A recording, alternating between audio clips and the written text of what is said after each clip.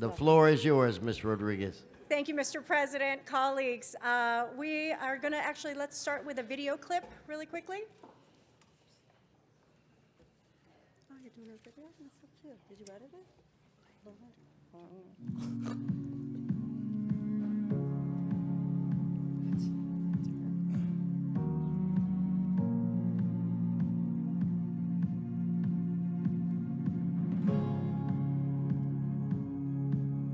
We are here at the United Nations being celebrated in 144 countries around the world and 22 universities.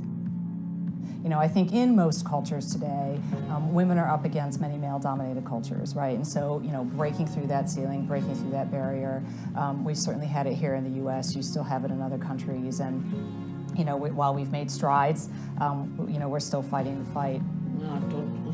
I believe that women are better business people than men. So how would that be with these young women who have education? When women entrepreneurs take risks and succeed, societies change for the better.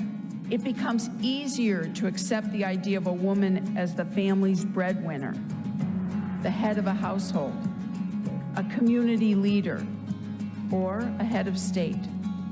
We need women to have more access to capital. We need women to have better leadership opportunities, and we need women to become entrepreneurs, because if they become entrepreneurs, the whole world is going to change. Nowadays, people should not depend on employment because it's not there. So women creating their own entrepreneurship and employment is a very important thing, and that's dear to me. You've got Turtle Day. You've got Bubble Bath Day. These are real days in the world. So I thought, you know what, let's do Women's Entrepreneurship Day. Let's bring awareness to the fact that we need to empower, celebrate, and support women. Women, more than any other human being, work so hard for their dreams that if you want to invest in the future of the world, you have to invest in women.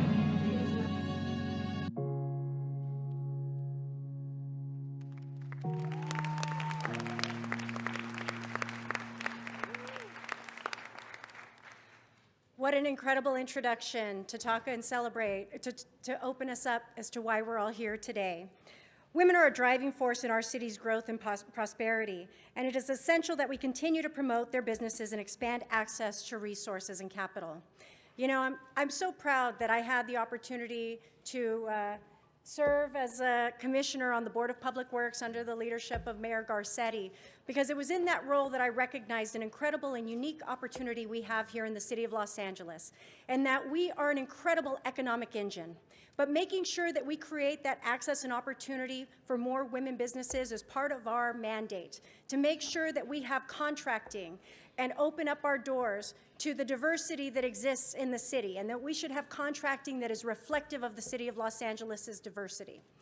I am so proud today that in the United States, 38% of new businesses are founded by women, that women account for 85% of consumer purchases and control $20 trillion in global spending.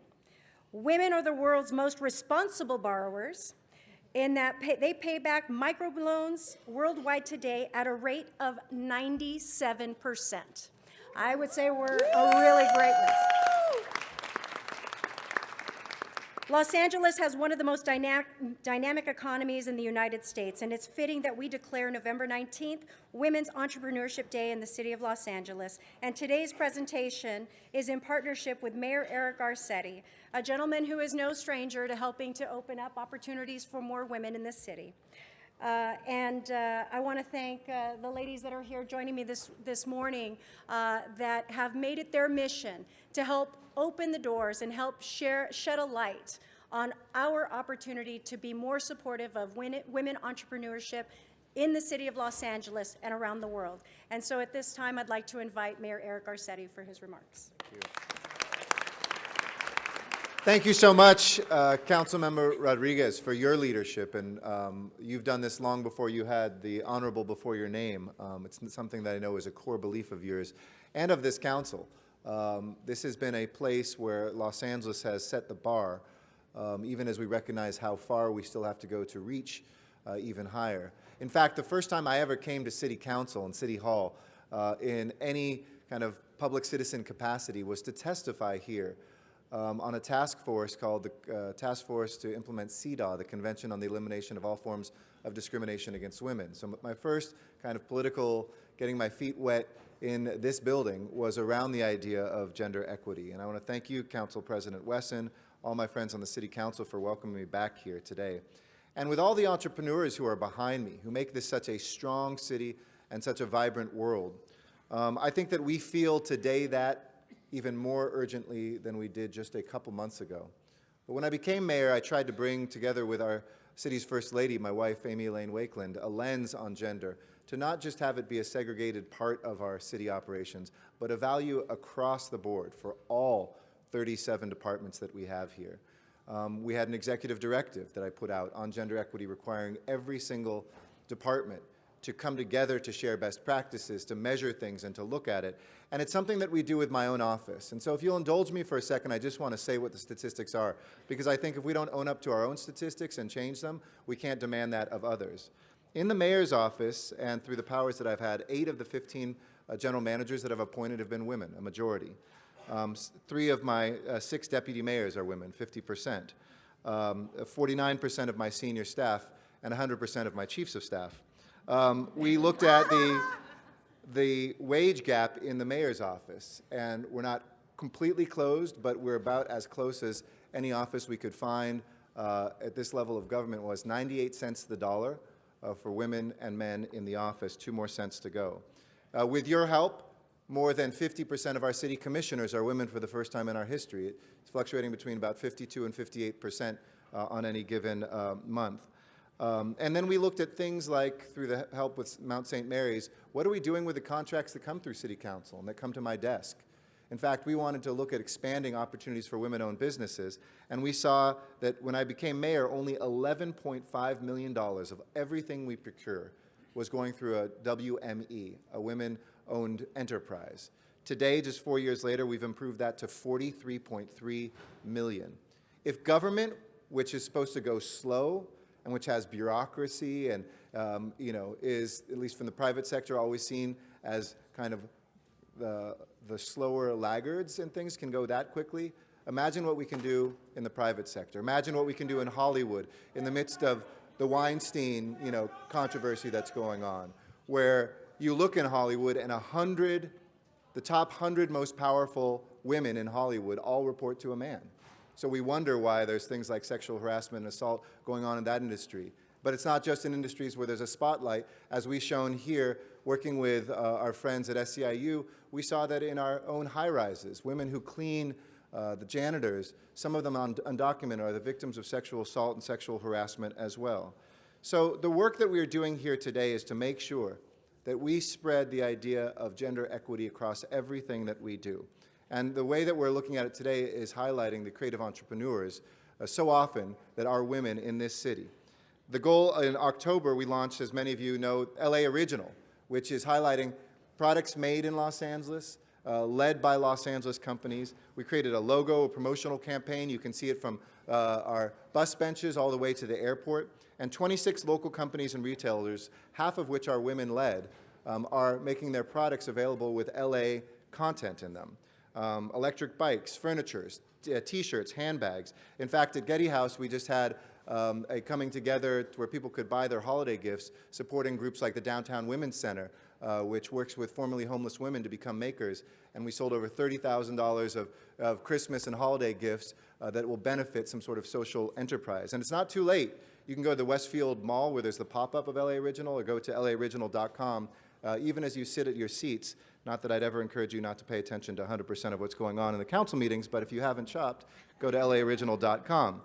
And so this global movement of Women's Entrepreneurship Day is about empowering women and girls to become active participants in the economy, to build a network of women leaders. I'm so proud to be mayor of this city. I'm so proud that Angelina was leading the Small Business Administration, Maria Contreras-Sweet, just recently, and we won a competition with 300 cities around the nation.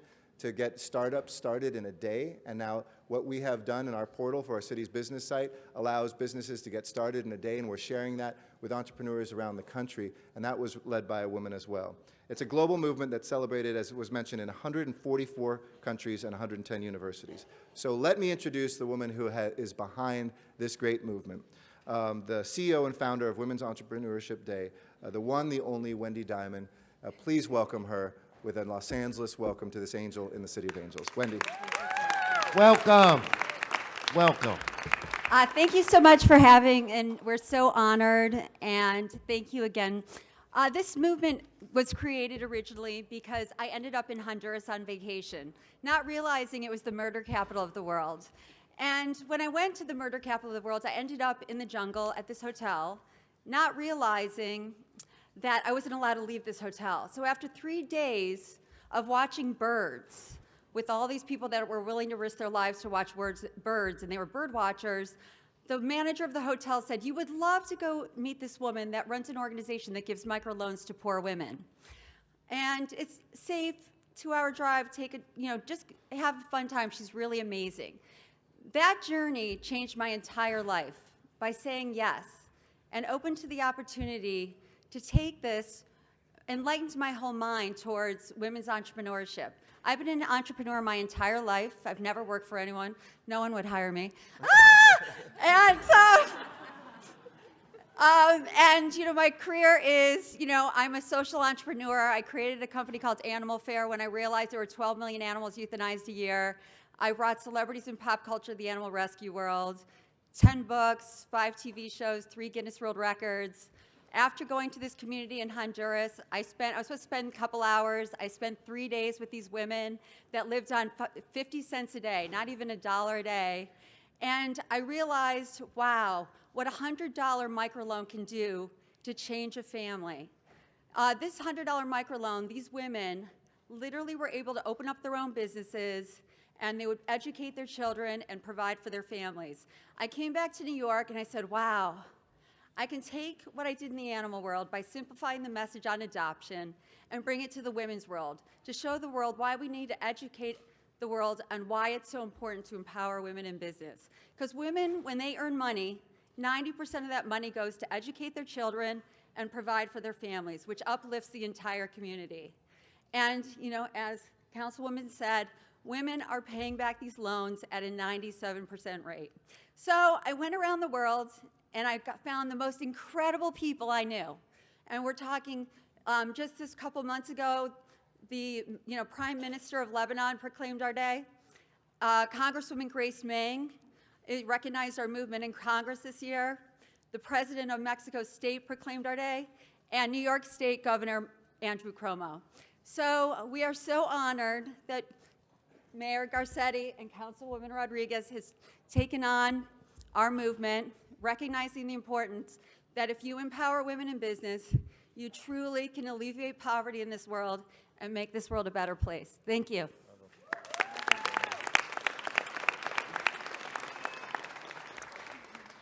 Thank you, Wendy. And I'd like to invite Jane Whirlwind for some remarks. Oh, there you go. Thank you so much. Thank you, Mayor Garcetti. Thank you, Councilmember Rodriguez. It's a great honor to be here. And I know, as the mayor indicated earlier, that this is the moment to empower women entrepreneurs. There has never been a more significant time to step forward and say we support all of our entrepreneurs, but with a special lens on women, minorities, and immigrants. I am an immigrant. I emigrated here in 1983 to Los Angeles with my partner Raymond. I didn't realize there was a 10.4% unemployment rate at that time, but it was a good thing because it pushed us to start our own business. We bootstrapped up our business on $14,000 of self-funding. We never gave away equity. We never took any outside funding. No one would have given it to us anyway. And we were pursuing the American dream. We came here with a suitcase each. It became a California dream. It was an LA dream. Ours is an LA story. We started our skincare company, Dermalogica, here. We still make every single product in Southern California. We export to 106 countries. And through our own initiative, Financial Independence Through Entrepreneurship, we've helped empower over 100,000 women around the world to start and scale their own business. But now we want to bring it home to Los Angeles. We want to make sure that Los Angeles women entrepreneurs lead the way globally.